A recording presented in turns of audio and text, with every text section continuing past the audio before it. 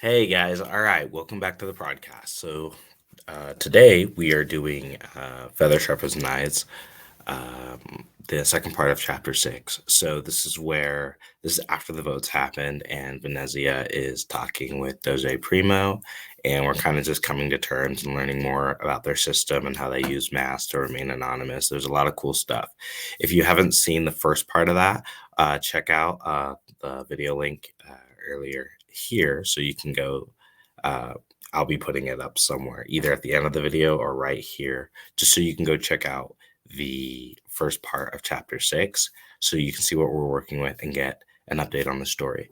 Let's pull some nuggets out of this, see what we can learn, see how maybe we can improve it, and let's go from there. Super excited. All right. So, chapter 6, part 2. Primo's secretary entered, followed by a stout man with the mahogany skin of the Iano nobility. Ilios descended from Sacresta, the same as Rialto and other cities of the Venetano Peninsula, but generations of life in the warm north and intermarrying with peoples from all over the Mixericino, I hope I'm saying that right, had browned their skin from the olive complexion of other Sacresta descendants. He wore a long robe in the Iliano style, but unlike most Iliani, his robe was made entirely of crimson corincanto. A member of the Comnennos family and blood monk cult to boot, he'd never convince anyone to join his cause. Yanis Komnenos of Ilios, Beniamino said, heir of the Komnenos family, and rightful heir of Ilios, Yanis finished, stepping in front of the secretary. Your family was deposed legally, as far as I understand your laws, Primo said. His tone was not quite dismissive. Janice would never notice, neither would Lando, perhaps, but Venezia heard it. She'd heard it many times in her life, sometimes directed at her. Or am I wrong? Was not quite dismissive or quite dismissive? This is interesting because I feel like not quite dismissive, meaning that there's probably meaning more to say. I feel like this isn't as clear as I would like it because I don't quite know what that means, right? I don't know if it's a typo or if it means that he's actually interested in what this guy has to say, but that's what I'm getting.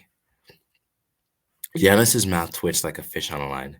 My family ruled for 200 years. The Heraclius family has only held the throne for 20. That is why I would like to present myself before the Council of 12. I seek your help in deposing Emperor Rovan Heraclius. He looked like a fool, laying all his cards on the table. Venezia folded her arms. He glanced at her and frowned. Enrico and Primo exchanged a look, one that didn't include Venezia. They were too tight. A council president and Doche should never have such a close relationship. They were meant to balance each other. Yeah, that's like the legislative branch and the executive branch being married. Like Nancy Pelosi sleeping with Donald Trump or something like that. That wouldn't work out well. Anyway, go on, Primo said. Janice folded his arms behind his back, but his posture was poor and his outfit too ridiculous for him to pull off the power pose. His voice rose to a commanding tone. He certainly tried to act the part of a ruler, but his red robe was a reminder of his extremist views. I seek Rialto's military help regaining the throne of Ilios, ending my family's exile and returning us to power. In exchange for that, and ending the schism of submitting your temples to the Iliano Patriarch, I will give you the following 5 million ducats. Ooh, that's a popular number. That's the second time Venezia's heard that today. To be paid over the course of 5 years. Maybe not quite that. This is like a sweepstakes. Obviously, these guys have some cash flow issues. A steady supply of Iliano Blackbane and free passage through the Bogasa Strait. Iliano Blackbane. Is that an NBA basketball team? Just kidding. That's a bad joke. All right. 5 million ducats was far too low because apparently that's chump change because that's what she's giving her cousins, just chump change. Primo would never accept it, and yet Venezia fought a smile from curling her lips. Primo laced his hands together. What was that about submitting to the Iliano Patriarch? Still, he kept his voice even, his cadence steady, though it was unlikely he'd allow Giannis to present his proposal to the council. Despite Primo's many flaws, he'd never failed to play the role of politician with perfection. Janice frowned.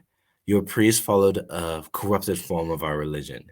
Your serenity, It pains me that so many of my brothers and sisters will not reach Cielo because of the inaccuracy of the teachings.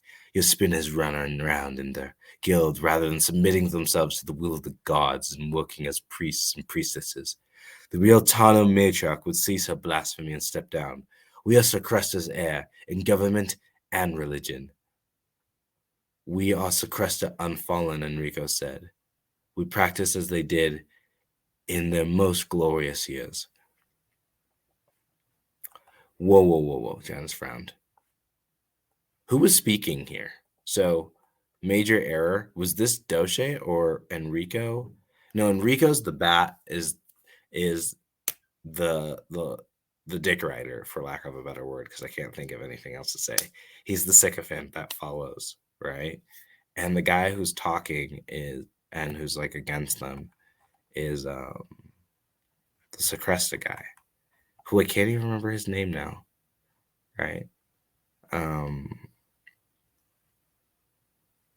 Giannis, yeah, the Janus or whatever. So maybe just a little bit of clearing up, making sure I know who's saying what, right? Because I'm getting a little lost with who's saying. It's all making sense, but because multiple people can say this, I'm getting a little lost, right? So maybe, the first opening sentence, like da da da da da, he said, and then finishing it off, right? So this little practice here, I think, could help build some clarity, just because we want to know who's speaking. We are Secresta unfallen, Enrico said. Like here, right? So just do this a lot. We are Secresta unfallen, Enrico said. We practice as they did in their most glorious years. Yes, the Republic. Contempt dripped from Giannis's voice like blood from a rashly used sword. And how well did they fare? Meanwhile, the empire continues in Ilios. Divinely appointed monarch outlasts us all else. Primo stood. Siori, this is no time for a theological or historical debate. Sior condemnos, please excuse us as we deliberate. With a stiff bow and a stiff look for Venezia, Janice left. Here was the opportunity she'd wanted. She had to play it right, though. She paused for a moment as if undecided. I think it's worth considering. She already knows what she wants, but she's a woman. I mean, she's a politician, but she's also a woman. Not to say that her thinking and being calculated is because she's a woman, right? Carefully, as if she were still weighing the benefits against the cost. Her tone light, thoughtful. Even if he is a pious prick. Primo started to smile, but caught himself. He sat at his desk. It's a terrible idea. Agreed, Enrico chimed in, an obnoxious squawk like a seagull. Good. Primo didn't want it. She had to make her case, especially in front of Lando. Primo would be suspicious if he didn't. But he wouldn't side with her, which was exactly as she needed. Venezia took her seat. Wow, she's really thinking this through. I don't even understand the implications of all this. You just know that she's thinking this through. If we put him on the throne, he'll owe allegiance to us. The entire Iliano Empire will owe allegiance to us. Everything we will have will be under our control. The Strait, the Furiano Peninsula, the diamond mines of Senna. Think of all the ships we could build if we controlled the cedar forest of Bellinur. This is cool. There's a lot of you see the world in a lot of bigger ways. I like it how she's dropping all this. Primo shook his head. He won't be our puppet. No man so haughty and pious is going to take orders from us. He's a blood monk, Venezia.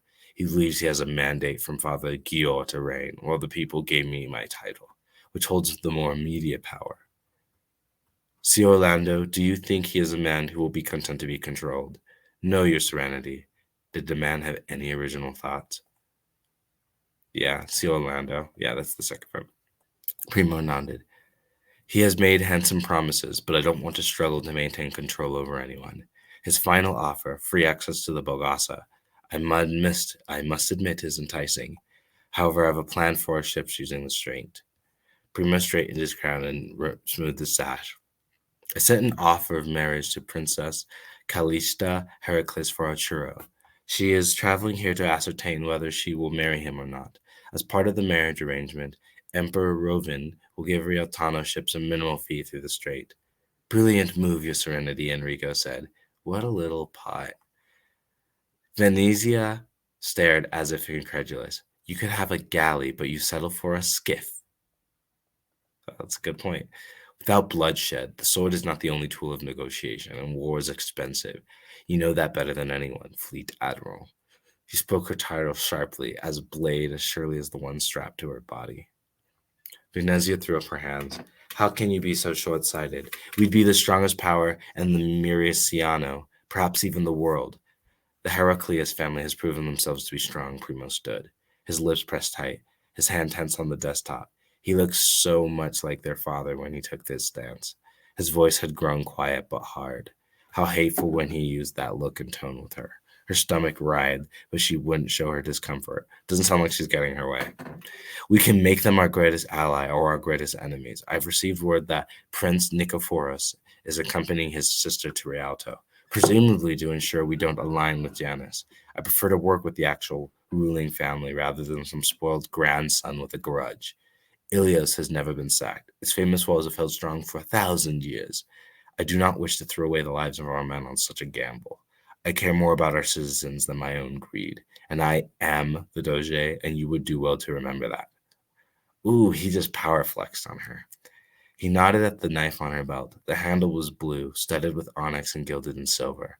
The ceremonial knife awarded to the Fleet Admiral by the Gaucher. Do not forget who gave that to you. Of course, he had gone on the defense. That was the plan. Yet it still stung to have Lando witness it. My apologies, Your Serenity. Enrico smirked. If only she could slap the obsequious bastard. Primo walked to the door and spoke with Beniamino outside. He sat at his desk and gestured for Venezia and Enrico to stand on either side of him. She tensed her jaw as she complied. How he loved bossing people around. He'd probably rejoiced when Uncle Lorenzo had died and he'd become head of the family. Janice walked back in.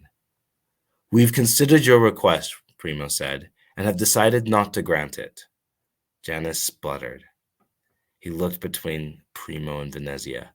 But I've promised you so much money, the straight, Blackbane.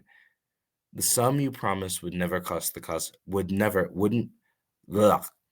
The sum you promised wouldn't cover the cost of this war, and we have plenty of weapons.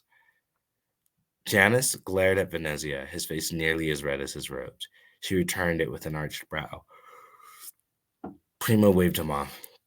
Thank you for your time, Bienamino. Escort Sio Comnennos out. The secretary guided Giannis through the doors. Giannis's indignant protests could be heard from the hall. Primo glanced at Venezia with an amused look. That's the man you want to work with? Honestly, I thought you had better sense than that. Primo might think it was funny, but Venezia was right. He was overly cautious. He was blowing this chance, just as she'd hoped he would.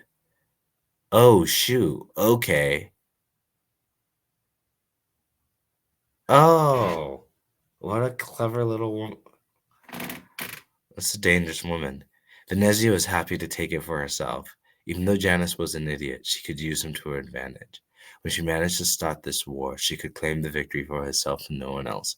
All the riches of the Iliano Empire would belong to Rialto, and it would be due to Venezia's cunning. If that didn't win her the Doge seat, nothing would. Oh, man. Okay. So she wanted Primo to not take it. She was trying to...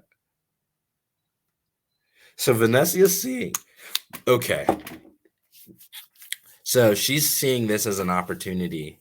So this is how we create political intrigue. This is cool.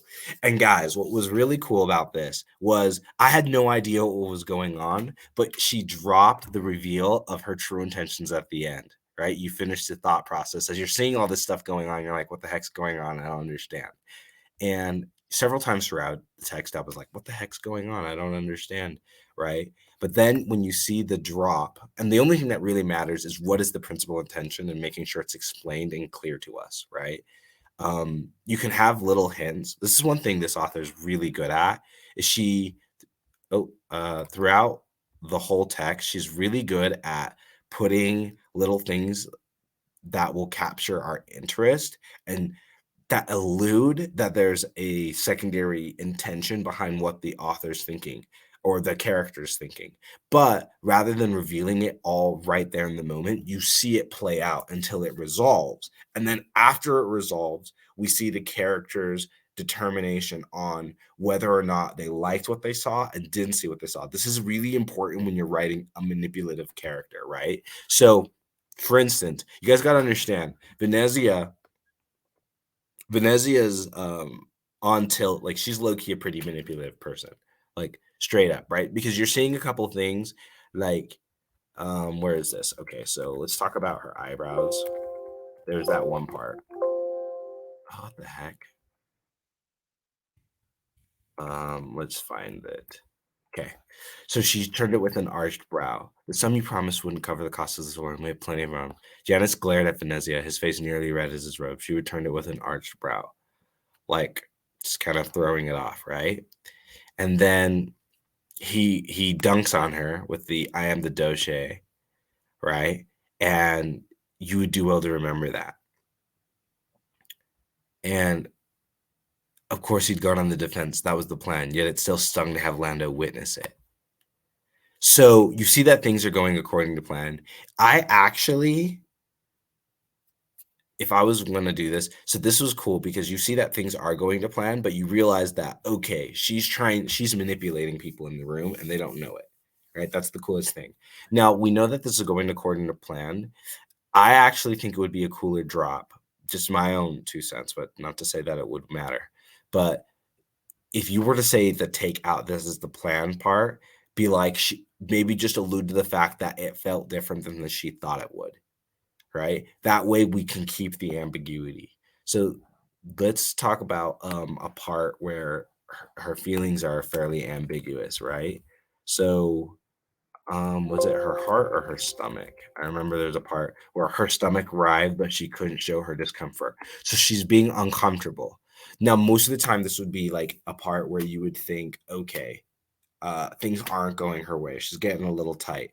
But what you're seeing is that even when someone's manipulative, remember the fact that makes them manipulative is they're able to act, they're able to create the physical response and bring you into another time and space or make you feel a different set of feelings that is contrary to their calculated intention, right?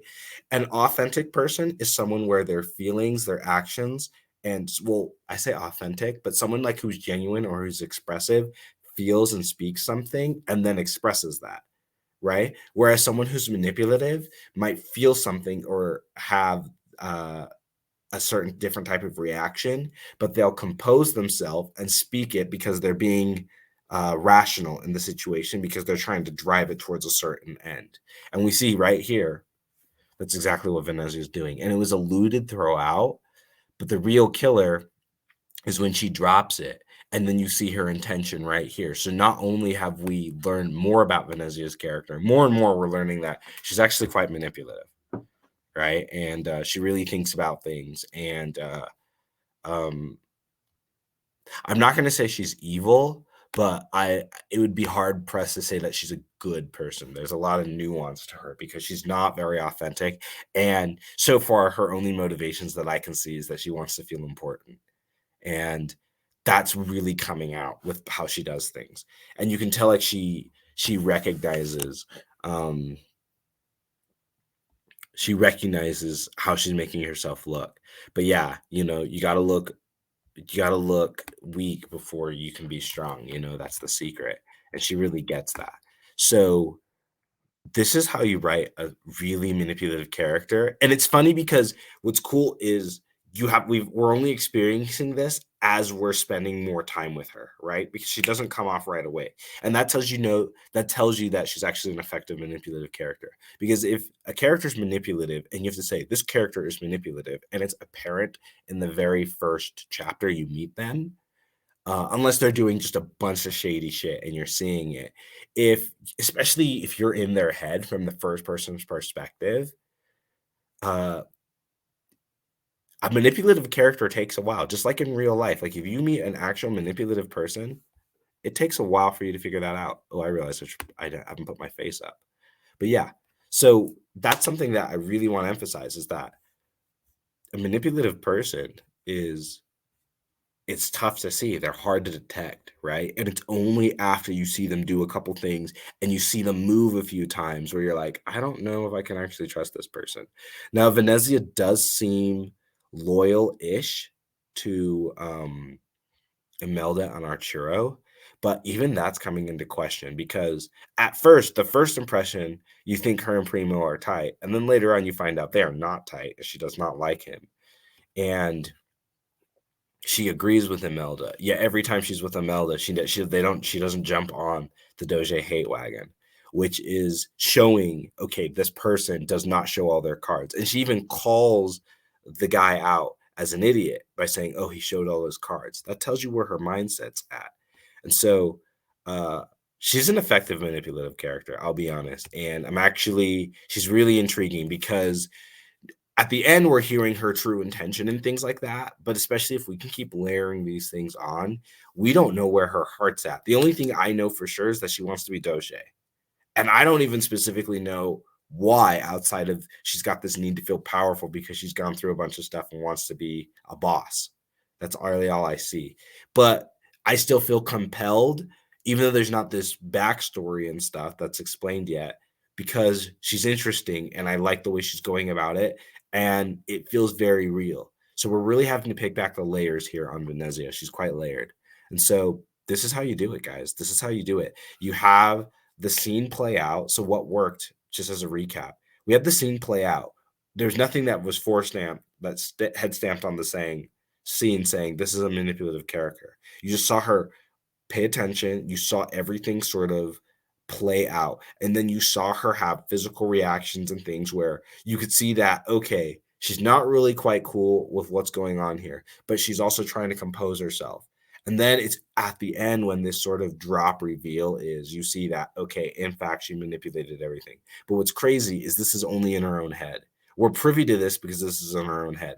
Now, imagine if this was a third person perspective story, right? The way you would write this would be different because we're not going to be able to be as in her head as easily, as well as imagine if you're from a different narrative. Remember, from a different narrative point, you can't allude to the fact that she has a different intention at all. So from the outside looking in, say this chapter is written from Primo's perspective, you would think Venezia took a big L, right? You don't realize that in reality, she's just twisted it and is about to, go Bruto. What is Brutus, the guy that betrayed Caesar? She's about to go Brutus on Doge Primo. And so we see that building up. This is really interesting and this is really cool. So that is how you write a manipulative character, and you're starting to see that. So I'm interested to see how that plays out. And I don't even know if the author was going for that. I mean, obviously they did everything on purpose, but this is quite good. This is a very good example of how to build a character who is truly manipulative, who is truly a mastermind. Because remember, a person who is a mastermind, if they're in the room, if they're truly masterminding it, it will not be evident to you until the trap is sprung. Right? That is the biggest thing. If you can see the person is trying to mastermind and manipulate before they've finished, they're not very good at it. So that's the lesson here. Now, please like, subscribe if you guys found anything useful. Super excited to see this progress and come through. It's been a great chapter to see it progress. Now, something I want to say is that the Girl and the Beast is going to be releasing soon. So look for that link down in the description below. And yeah, I'm super excited to get that going and to see where this story, Shadow Sharpened Knives, is progressing and headed off to. So thanks a bunch. Take care. Stay happy. Stay healthy. And remember, keep writing. Peace. Oh.